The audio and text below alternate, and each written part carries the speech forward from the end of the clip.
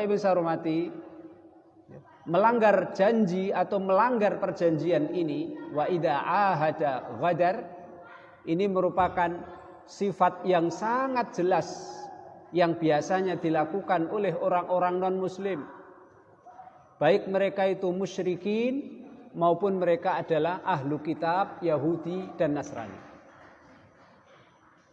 Kita mulai, Pak. Kita mulai dari watak orang-orang musyrik yang suka melanggar perjanjian. Allah Subhanahu wa taala berfirman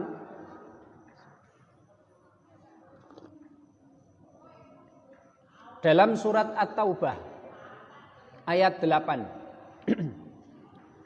Allah berfirman, "Kaifa wa iyadharu 'alaikum la yarkubu fikum illa wala dhimmah yurdunakum bi afwahihim wa ta'ba qulubuhum wa aktsaruhum fasiqun."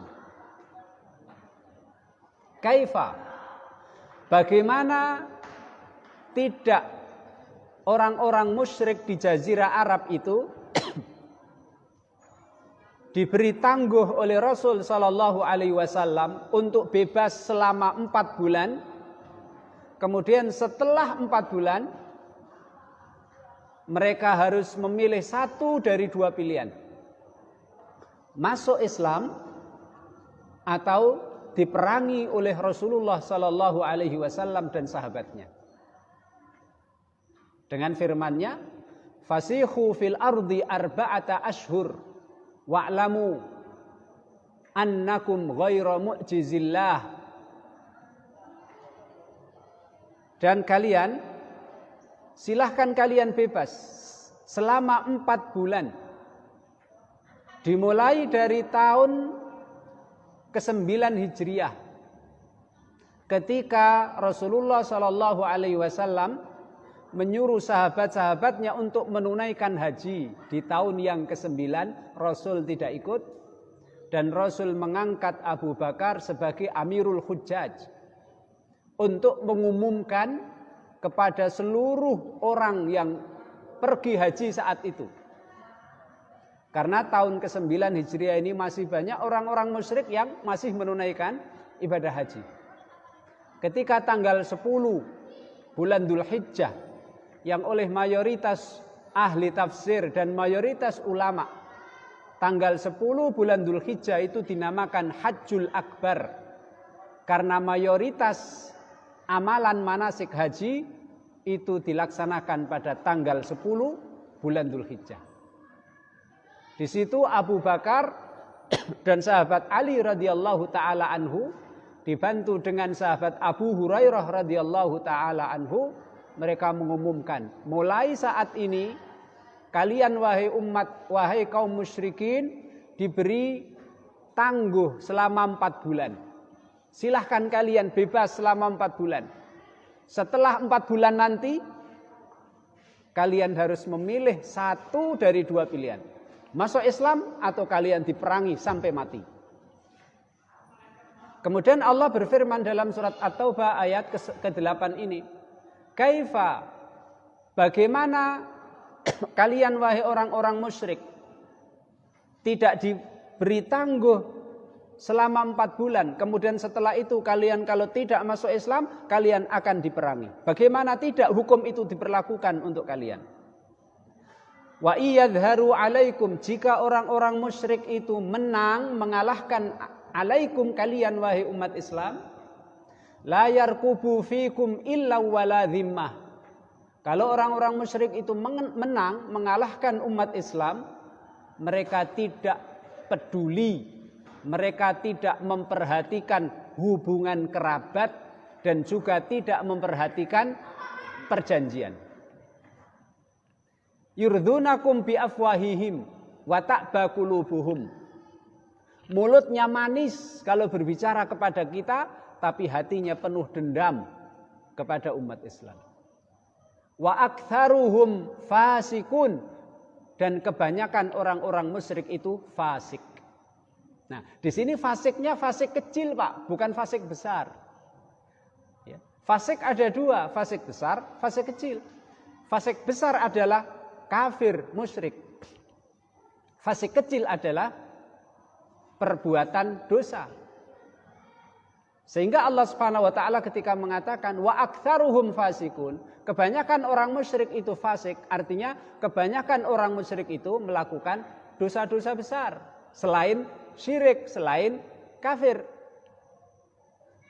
Sebab apa? Sebab kalau mereka kafir, mereka syirik, semuanya kafir, semuanya syirik. Tapi Allah mengatakan kebanyakan mereka fasik. Kalau kebanyakan berarti bukan syirik. Kalau syirik, semuanya kafir. Jadi maksud Allah Subhanahu wa taala, wa aktsaruhum fasikun, mayoritas mereka adalah fasik, alias mayoritas kebanyakan dari orang-orang musyrik itu melakukan perbuatan dosa. Nah, perbuatan dosa yang dilakukan oleh mayoritas mereka adalah wa idza ahada ghadar. Kebanyakan mereka kalau membuat perjanjian dengan umat Islam, mereka suka melanggar. Itu makna dari wa aktsaruhum fasikun.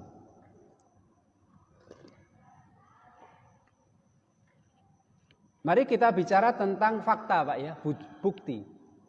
Secara historis bagaimana orang-orang musyrik itu suka melanggar perjanjian. Tahun keempat Hijriah, 1 tahun sebelum terjadinya perang Ahzab atau perang Khandaq, setahun sebelumnya,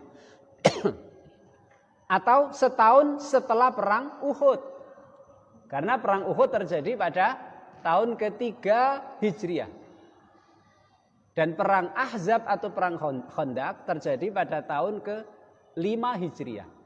Peristiwa ini yang akan kita bicarakan adalah terjadi pada bulan Safar tahun keempat Hijriah. Apa itu? Tragedi Sumur Ma'unah. Yang disebut dalam bahasa Arabnya adalah Bi'ru Ma'unah.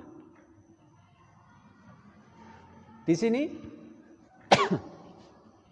orang-orang penduduk Najd, ya, sebagian mereka ada yang masuk Islam. Kemudian utusan dari mereka datang kepada Nabi Muhammad SAW. Kemudian utusan itu membuat satu perjanjian. Apa isi perjanjian itu? Mereka minta supaya Rasul mengirim dai-dainya ke penduduk Najd. Dan penduduk Najd nanti akan mencukupi kebutuhan mereka dan akan memberi keamanan mereka. Ini kan perjanjian, Pak, dari kedua belah pihak. Akhirnya Rasul Shallallahu Alaihi Wasallam memilih sahabat-sahabat yang disebut dengan Ashabus Suffah, yaitu sahabat-sahabat yang datang dari kabilah-kabilah di sekitar Madinah, datang bertempat tinggal di suatu tempat, yang tempat itu dibuat di emperan masjid, tambahan bangunan di luar masjid yang mereka tempati. Kenapa mereka bertempat di situ? Untuk bermulazamah dengan Nabi Muhammad Sallallahu Alaihi Wasallam. Makanya di antara Ashabus Suffah ini adalah Abu Hurairah, Pak. Sahabat-sahabat yang lain itu ada yang berdagang, ada yang bisnis, ada yang kerja ke kebun, sehingga kadang-kadang ketemu Nabi, kadang-kadang tidak. Tapi Ashabus Suffah ini selalu ketemu Nabi. Termasuk Abu Hurairah selalu bertemu Nabi, sehingga Abu Hurairah radhiyallahu taala anhu adalah salah satu sahabat yang paling banyak meriwayatkan hadis Nabi Muhammad sallallahu alaihi wasallam. Maka dipilih 70 dari Ashabus Suffah ini, Pak. Akhirnya dikirim ke Najd. Di tengah perjalanan, ketika mereka melewati sumur yang disebut dengan Sumur Ma'unah. Sumur ini terletak di sebuah daerah, yang daerah itu berada di antara suku Bani Amir dan perkampungan Bani Sulaim. Sampai situ 70 sahabat ini istirahat, Pak. Ya, istirahat, ya, sholat, ya, bersih-bersih dan lain sebagainya. suku Bani Amir ini ketuanya namanya Amir bin Tufail. Sukunya suku Amir. Kepala sukunya namanya Amir bin Tufail. Lah Amir bin Tufail ini bencinya sangat kepada Nabi Muhammad dan kepada umat Islam dan kepada Islam, agama Islam. Lah Amir bin Tufail ini Pak memprovokasi kabilahnya untuk membunuhi 70 sahabat yang dikirim Nabi pergi berdakwah ke daerah Najd. Tapi sukunya dia Bani Amir tidak mau Pak. Tidak mau. Karena ini utusan nggak boleh dibunuh. Akhirnya Amir ibnu Tufail ini memprovokasi Bani Sulaim. Suku namanya Bani Sulaim. Akhirnya suku Bani Sulaim, tiga keluarga besar dari suku Bani Sulaim terprovokasi, mereka menyerang dan membunuh 70 sahabat tersebut. Dan ini merupakan pengkhianatan. Dan ini merupakan pelanggaran terhadap perjanjian yang telah dibuat antara orang Najd dengan Rasulullah Sallallahu Alaihi Wasallam. Tiga keluarga besar dari suku Bani Sulaim itu adalah keluarga besar Ri'al namanya. Nomor 2 keluarga besar Zakwan dan keluarga besar Usayyah. Setelah Rasul SAW mengetahui peristiwa ini, Rasul SAW kunut nazilah selama 1 bulan Pak.